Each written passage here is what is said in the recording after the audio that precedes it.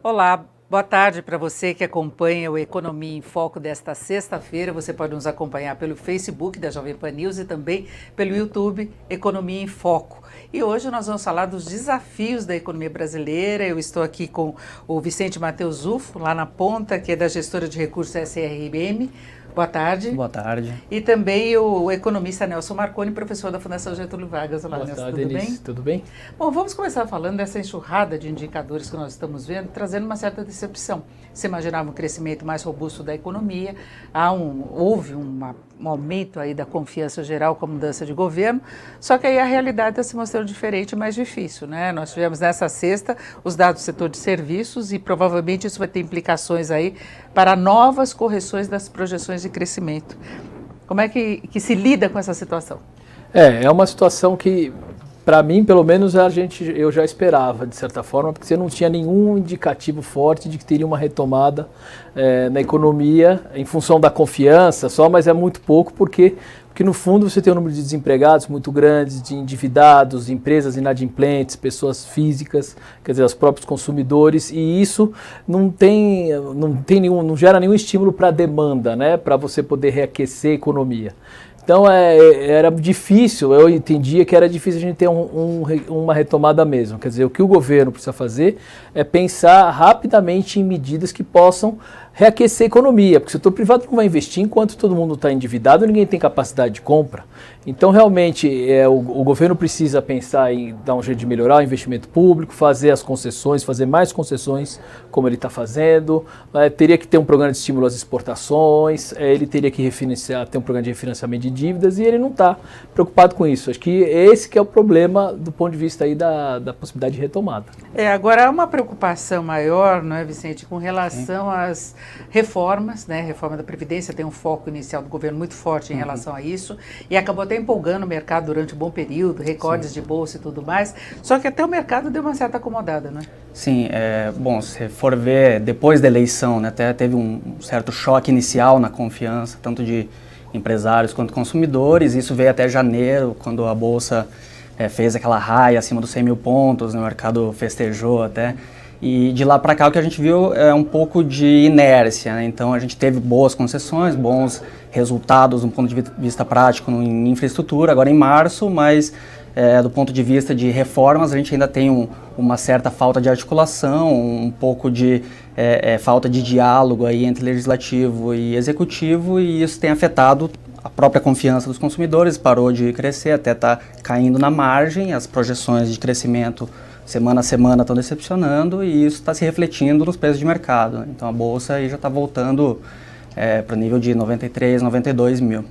E o mercado começou a perder ritmo exatamente quando a gente teve aquele embate mais forte no Congresso, não é? Especialmente Rodrigo Maia e o presidente Bolsonaro. Depois o presidente passou a conversar mais com os partidos, mas ficou aí uma certa preocupação, né?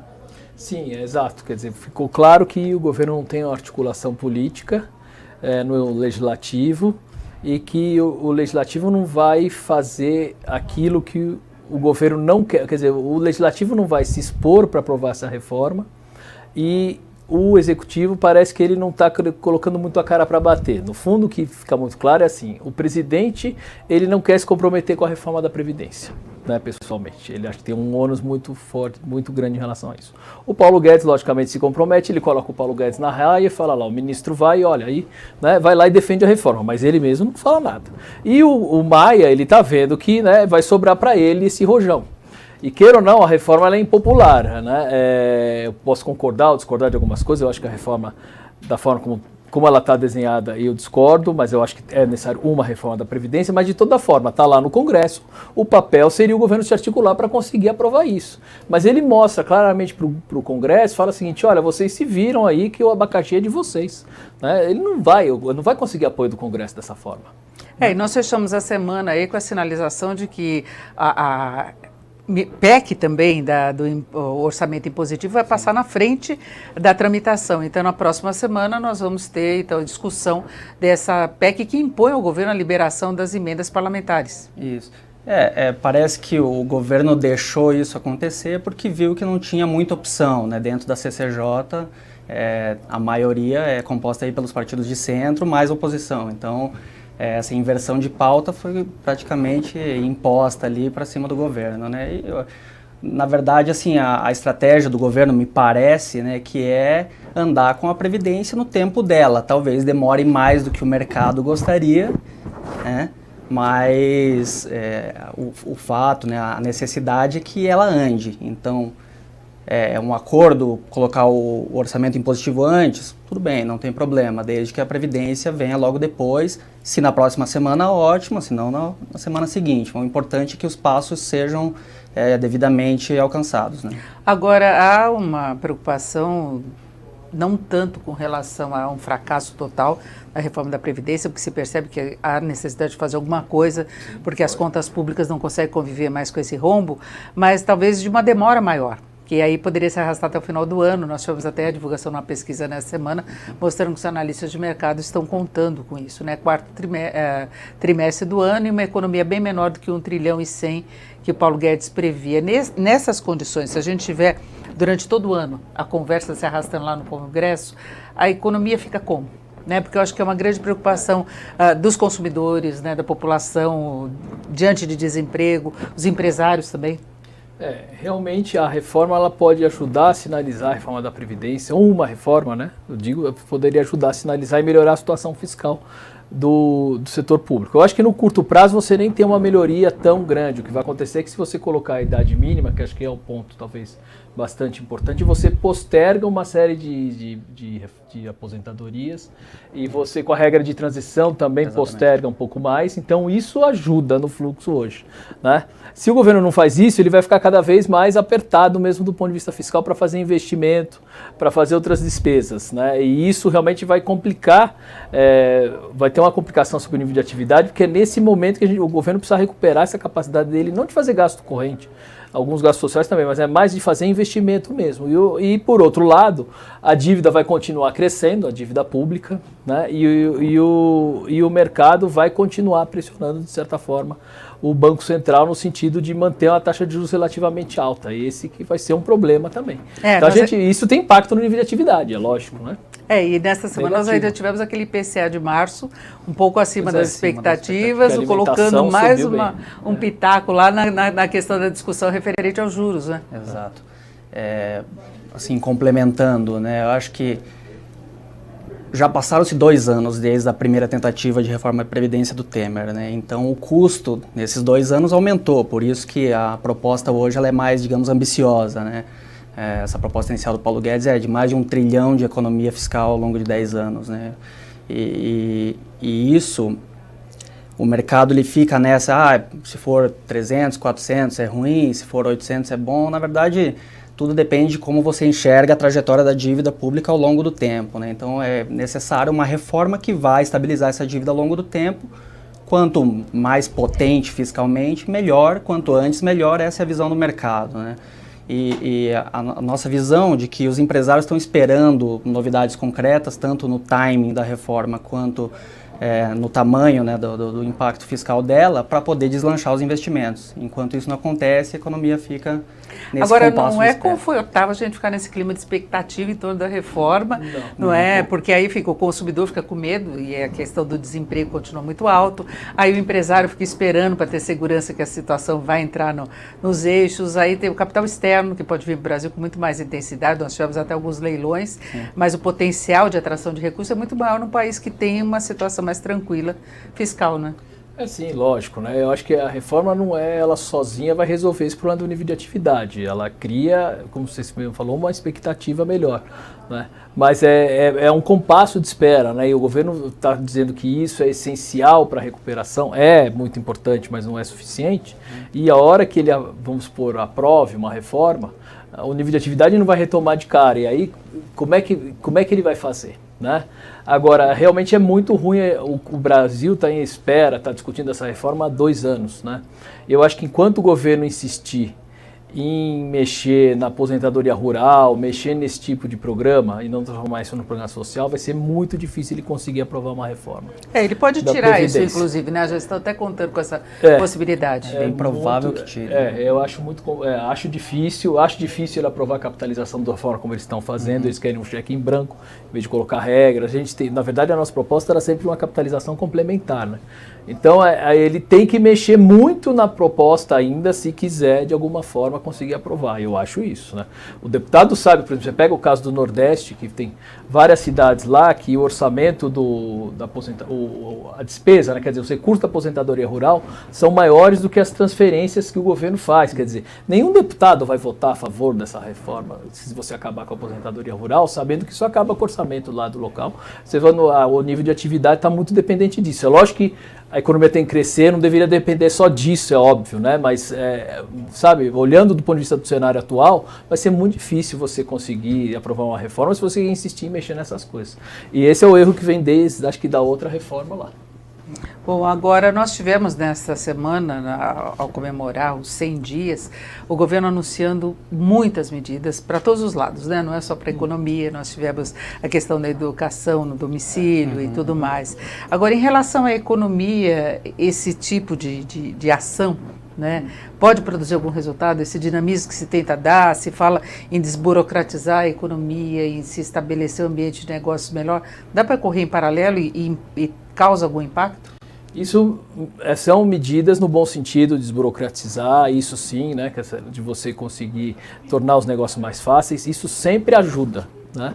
Mas eu insisto que se você tiver um desemprego muito alto, não vai resolver, mas é essencial você ter medidas na direção de desburocratizar as coisas, de tornar os negócios mais fáceis. A gente sabe que o Brasil é um dos países mais difíceis do mundo, né, para se fazer negócios. Então, aí isso ajuda, né, realmente ajuda, mas eu não acho que é decisivo. Mas acho que entrando por aí, essas medidas no sentido de melhorar o ambiente de negócios, elas no longo prazo tendem a ajudar a diminuir o desemprego, né, porque você diminui as entravas para os empresários contratarem. Então, isso no longo prazo eu acho que é benéfico. Então, como o professor falou, não só a reforma da Previdência é necessária, mas ela também não é suficiente. É preciso todas essas medidas andando em paralelo. Inclusive teve a iniciativa agora de propor a reforma tributária já, né? O Paulo Guedes agora, nessa semana, em palestra lá nos Estados Unidos, ele comentou: eu gostaria de juntar 3 ou 4 impostos em um só. Tem uma proposta do Marcos Sintra correndo para o Congresso, tem outra proposta que vem desde o Temer também, de reforma tributária. E aí a gente tem uma certa divergência, né? O Congresso querendo passar na frente também, né? Eu acho que isso reflete a independência dos poderes, né? Então cada um tem a sua força, digamos assim. A reforma tributária, ela é muito importante e ela, de certa forma, devia vir meio junto com a Previdência, né? Mas dá para vir contando com o desequilíbrio fiscal, porque quando a gente fala em mexer no tributos, você pode ter uma remodelagem aí da forma como arrecada, como distribui o bolo tributário, aí tem o rombo dos estados, de finanças dos municípios, precariedade. Aí antes de você resolver que o governo fica mais tranquilo lá com o negócio da Previdência, dá para mexer em impostos? Mexer em impostos significa, quer dizer, se de alguma forma, por exemplo, na Previdência, Denise, você hoje tem uma tributação muito forte sobre a folha de pagamento para financiar a Previdência, né? Isso já está com alguns analistas, já estão começando a falar, as pessoas conhecem mais essa questão fiscal, de que você precisa ter uma outra base de arrecadação, que não seja só a folha de pagamento sobre a Previdência, porque a gente sabe que essa base no futuro vai ser mínima, né? O emprego vai ter outra característica, e isso onera muitas empresas. Então, seria mais fácil você pensar nisso junto, porque você resolveria um problema sério da Previdência, que é como financiá-la, né? Se você fizer realmente isso que o ministro está fazendo, que é uma coisa importante que ele disse, se você desonerar a produção e onerar mais a renda da pessoa física, né, você vai estar ajudando as empresas aí, eu acho sim, a reduzirem custos e tudo mais. Então tem um custo político alto, mas é que o desajuste é tão grande que não tem como, não sei se dá para você esperar e tratar depois. Pode ser, mas eu acho que essa questão do financiamento da Previdência deveria estar entrando agora na discussão, pelo menos essa. Você também acha? Eu acho que os assuntos estão todos interconectados, né? Tanto a Previdência, porque ela tem um impacto fiscal relevantíssimo, quanto à questão tributária, porque mais importante do que reduzir impostos é a simplificação tributária. Então hoje a gente tem um emaranhado de regras e tributos que poderia ser muito mais simples, né? A gente tem um impacto forte de tributação sobre consumo e poderia inverter essa gangorra, né? Tributar mais a renda e menos o consumo, para permitir, digamos assim, uma democratização maior do tributo nacional, né? É uma coisa meio absurda que a gente tem muito custo relacionado à tributação, não é só a questão da carga tributária. Então, se você conseguir dar uma aliviada, já faz diferença do ponto de vista das empresas. Lógico, né? Quer dizer, quando o secretário da Receita está começando a falar em tributação que não seja sobre salários, tal, etc., ele está tentando dar uma aliviada nessas coisas, né? Quer dizer, e aí realmente é o que você falou, não é só a carga, mas é a composição dela. Se você tem um peso muito grande sobre as empresas, os outros países estão indo na direção contrária. Então, a gente realmente vai precisar ir nesse sentido também. Agora, nessa questão da reforma tributária, a gente tem que perceber uma coisa, do lado da reforma previdenciária, se quer ter uma segurança quanto ao ajuste fiscal. Então é uma coisa mais macro, assim, para pensar em tirar uma barreira. Agora, a reforma tributária teria um impacto mais concreto do ponto de vista do ambiente de negócios e para a economia, no andamento da economia, né? Talvez mais imediato, né, mais tangível, né? Você vê o corte de impostos que teve nos Estados Unidos, né? Ele teve um impacto muito tangível, muito perceptível, principalmente em termos de avaliação de empresas na Bolsa, né? Eu acho que aqui, quando a gente, o secretário questiona, vamos tributar dividendos, né, e diminuir a carga tributária na pessoa jurídica, né? Acho que é uma medida até positiva, acho que em linha com a prática internacional. Isso não necessariamente é ruim para a Bolsa, porque você pode ter as empresas retendo mais seus lucros e investindo mais, né? Então até pode ser positivo no longo prazo. Agora, eu penso que é difícil mudar o tamanho da carga hoje, mas mudar a composição é fundamental. Agora dá para mexer no ICMS, por exemplo? Então, dá para com essa situação que os estados estão hoje, com o medo que eles têm de uma mexida levar a uma redução de receita? Você tem que fazer uma transição muito grande. E o projeto do Bernardo Api, ele coloca essa transição ao longo de muito tempo. Então começou a se aventar até o projeto dele, do Instituto de Cidadania Fiscal, que é ele mais alguns outros colegas dele, que estão fazendo esse projeto de tentar unificar o ICMS, mas com regras de transição. Você não pode ter realmente perda para os estados aí nesse processo. Essa é uma grande discussão da reforma tributária. É o que eu falava, você não pode correr esse risco, tem razão, né? Que o governo vai ter que garantir alguma compensação se acontecer, né? Sim, e isso se conversa também com a proposta de reformulação do Pacto Federativo, né? Que é a ideia do Paulo Guedes aí, que ventilou bastante no mês passado, de mudar toda a estrutura de para onde vão as receitas tributárias, né? Quanto fica na federação, quanto fica nos estados e nos municípios, né? Então, digamos, se todo esse modelo for invertido, a gente pode ter toda a modificação da estrutura de ICMS, impostos nos níveis mais baixos, né? Estadual e municipal. Agora, dá para recuperar aquele ritmo de confiança, aquele nível de confiança que nós tínhamos algumas semanas atrás? Como é que fica essa questão? Porque a gente vem de um período complicado aí de recessão. Depois se imaginou que o governo Temer pudesse fazer mais, ele fez bastante em termos de reestruturação, mas não produziu resultados lá de crescimento, não é?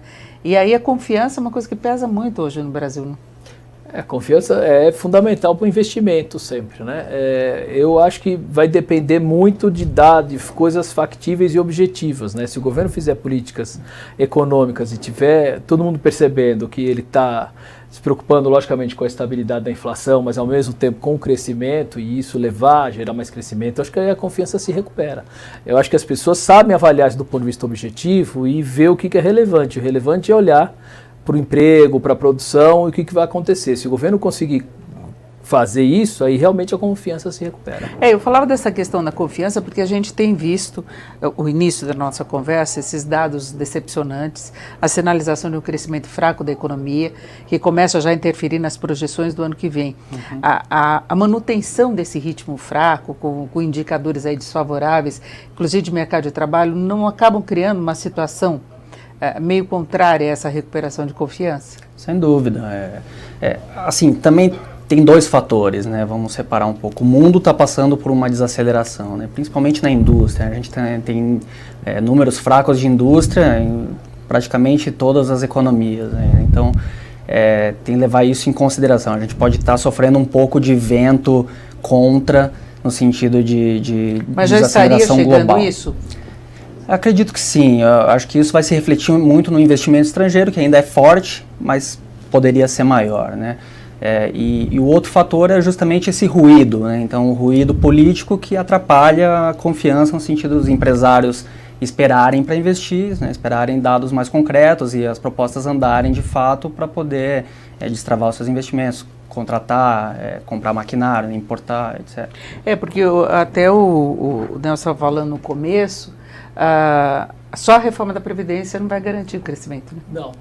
Porque, Então, eles anuviam essa questão da disposição para as pessoas investirem mais, mas o tempo de maturação desse processo não é imediato. Não né? é imediato, né? Quer dizer, o fato de que você tem um negócio, você tem um empreendimento, tal, você acha que você vai investir mais em função da reforma da Previdência, tudo bem, a pessoa não consegue ver isso do ponto de vista, logicamente a reforma da Previdência pode melhorar as contas fiscais ao longo do tempo, isso é óbvio, mas você não consegue ver isso de forma tangível, palpável, no imediato, no curto prazo. Então, não vai ser isso que vai levar à recuperação. Então, o meu medo é que depois, não é meu medo, mas eu acho que vai chegar uma hora que as pessoas vão, supondo que o governo aprove alguma reforma da Previdência, e aí, depois, o que vai acontecer para o país retomar o crescimento?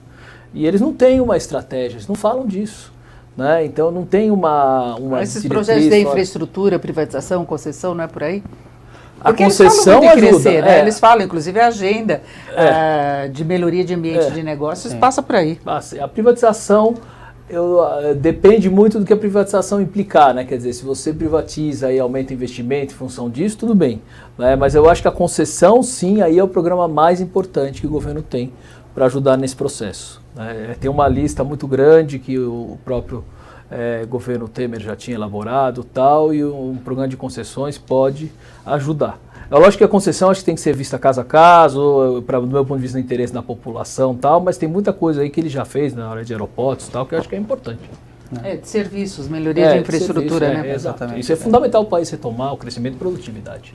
O país, ele tem uma produção represada muito grande, né? A gente passou por vários anos aí de deterioração da produção, a nossa capacidade instalada está muito abaixo da média que tinha antes de 2013, por exemplo, né? O desemprego está alto, então o potencial é grande, né? Precisa, de fato, as medidas andarem. Então, a reforma da Previdência talvez a mais importante de curto prazo, que vai sinalizar aí uma não divergência da dívida pública, uma estabilidade no longo prazo, mas não é a única, a gente já falou. Reforma tributária, melhoria do ambiente de negócios, melhoria da segurança jurídica, uma série de medidas que estão na agenda do governo, algumas com maior prioridade, algumas menos, mas eu acho que essa confiança e esses investimentos virão conforme as coisas forem entregues, né? E isso vai demorar um tempo. Agora, em relação ao comportamento do mercado financeiro, que é um termômetro importante, às vezes as pessoas falam, não interessa o que o mercado pensa, né? Sim. Nós temos muita discussão em relação a isso. Agora, o mercado tem balizado muito o que se espera da economia de um modo geral. O mercado está aí predisposto a ver a situação mais favorável, na verdade, né? Eu acredito a gente percebe que sim. Qualquer sinal mais positivo, a gente tem uma resposta imediata. Eu acredito que sim, o mercado está com essa ânsia de que as coisas melhorem, né? A agenda é boa, a gente tem boas medidas sendo propostas e isso, no médio e longo prazo, deveria ajudar nos níveis de preço, né? Principalmente falando de bolsa aqui, né? Juros, a gente tem uma curva de juros ainda muito alta, a gente tem espaço para melhorar. Mas falando de bolsa, por exemplo, a gente tem uma avenida larga aí de novas empresas que podem vir para a bolsa, melhorar o mercado de capitais como um todo e a avaliação das próprias empresas, né? Agora a gente está fechando a semana com um comportamento pior do mercado financeiro, muito relacionado aí ao fato de a Petrobras ter anunciado na quinta um reajuste do preço do diesel. E depois, no mesmo dia, ela reverteu essa decisão. Ainda não se sabia ao certo, né? Mas claro que se imaginava que foi uma ação de governo. E o próprio presidente Bolsonaro, nesta sexta-feira, confirmou isso. Ele disse que não é economista, ele cobra da Petrobras, inclusive, explicações do porquê de aumentar o diesel além da inflação, sendo que o aumento do combustível não é repasse de inflação. Mas isso teve uma repercussão muito negativa no mercado, com queda das ações da Petrobras. Sim. E aí vem a questão da confiança também, não é? Sim, porque, digamos assim, os agentes de mercado Eles confiam na figura do Paulo Guedes, do ministro da Economia, e na agenda liberal que ele propõe. E essa volta atrás do preço do diesel, de certa forma, vai de encontro a todo esse discurso liberal. Então, na verdade, assim, a gente tem um presidente que vai fazer uma intervenção de preços, é uma coisa que no passado foi muito mal vista, né? E deu muito errado, né? Na Dilma Rousseff foi péssimo. Exato, principalmente no setor elétrico e no próprio setor de combustível, né? Então o mercado lembra do passado e põe isso no preço, então acaba gerando essa confusão, esse ruído, essa deterioração no clima, digamos. Agora, claro, a gente não sabe se poderia ter uma nova greve dos caminhoneiros, também a lembrança do ano passado é muito ruim, né? Então, até onde pesar as duas coisas, parece que nesse discurso aí do presidente, comparando diesel, né, reajuste de diesel e combustíveis com inflação, não colou, digamos assim. Agora, Nelson, é uma situação muito complicada, né? Porque além de o preço do combustível estar hoje quase no mesmo nível que estava antes da greve, né, de maio, até a questão da demanda, do movimento mesmo de transporte, até o balanço do setor de serviço mostrou isso. Transportes foi o que mais caiu neste começo de ano e pega exatamente a questão do frete, né? Exato. Então, você tem a Petrobras, ela tem uma questão que é uma contradição que vai ser difícil de resolver, porque ela é uma empresa que ela está cotada em bolsa, né, uma empresa de capital aberto, e ao mesmo tempo ela é uma empresa que produz um insumo muito estratégico e que é custo para todo mundo no país. Então você precisa ter uma política muito bem desenhada para isso, né? Porque você imagina se realmente, como você falou, os transportes caíram, o preço do frete se subir, provavelmente você teria um movimento dos caminhoneiros na rua, mas ao mesmo tempo você tem um problema para a Petrobras do ponto de vista das contas. E quanto tempo faz que aconteceu essa greve dos caminhoneiros? Faz quase um ano, né? Foi em maio do ano passado.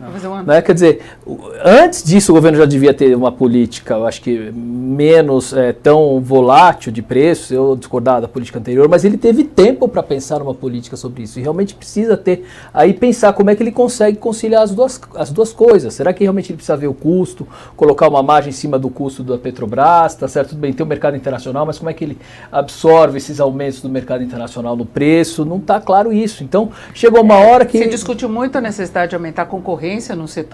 Isso não sim. Para que a Petrobras não dominasse só o mercado e aí fosse forçada a trabalhar com preços mais competitivos, não é? E não se avançou nada, inclusive o Temer manteve aquela garantia de segurar o preço do diesel durante um tempo, acabou isso. Então você está em aberto a situação do frete, está em aberto a situação do combustível. Do combustível, exato. Quer dizer, a Petrobras não refina mais quase nada de combustível, ela importa, isso acaba prejudicando a produção de diesel, e aí toda uma política que está muito pouco clara o que vai acontecer. E aí ela precisa ter uma política de produção muito clara e de preço. Então a hora greve do caminhoneiro que a gente viu o dano que isso causou para a economia, em relação à inflação, em relação à produção, em relação ao desempenho dos vários setores, rompeu um ciclo. 1% de PIB devastado, né? Exatamente. Teve uma queda muito grande. Da inflação você teve um impacto muito grande, que até hoje está sendo... se dissipou, mas poderia voltar. Então é uma situação que é realmente complicada. Agora, o mercado não gostou dessa questão da intervenção direta do governo. Eu acho que a primeira reação é essa, que o mercado lembra das intervenções dos governos anteriores, né? E o impacto inicial é esse, o discurso liberal não é bem por aí. Agora, em termos de perspectiva, nós já estamos quase chegando no fechamento. Economia brasileira a médio prazo, o que a gente pode esperar? Eu acho que por enquanto, infelizmente, a gente não vai ter um crescimento robusto da economia. É uma pena, quer dizer, é ruim falar isso, mas eu não consigo ver ainda, pelo que a gente começou falando, eu não consegui ver medidas ou, vamos dizer, intenções e medidas, ações efetivas que levassem a um crescimento maior. Enquanto você estiver explorando desse desemprego, desse endividamento que eu falei, vai ser muito sério. E o governo, pouquíssima coisa está fazendo nessa área. O mais importante, como a gente comentou, é das concessões. Eu não consigo ver, assim, no prazo de um ano, a gente conseguir se recuperar bem. Agora, o que poderia ser feito? Então, eu acho que teria 2 ou 3 coisas que a gente precisaria fazer. Uma é esse programa de concessões que o governo já está fazendo. A outra é o governo... ele aumentou a arrecadação um pouco e teria que realmente tentar retomar alguma coisa de investimento público. e você teria que ter um programa claro de estímulo às exportações, certo? Quer dizer, o governo está preocupado em rebaixar a alíquota de importação, mas ele não está minimamente preocupado em estimular as exportações. E estimular as exportações não é subsídio, nada disso, é você conseguir ter um programa para que as empresas possam competir em nível de igualdade e tal com as outras do exterior e estimular a inovação. Né? Eu não estou vendo isso, e isso aí poderia ajudar muito. Se a demanda interna está fraca, você tem que buscar a demanda lá fora. Bom, é isso, nós vamos fechando por aqui o Economia em Foco de hoje. Obrigada pela sua audiência, obrigada pela companhia. Eu agradeço muito a participação do Vicente Matheus Ufo, muito obrigada. E Agone também, muito obrigada por mais uma participação. E eu lembro que o nosso programa na íntegra fica no YouTube e também no Facebook da Jovem Pan News. Uma boa tarde.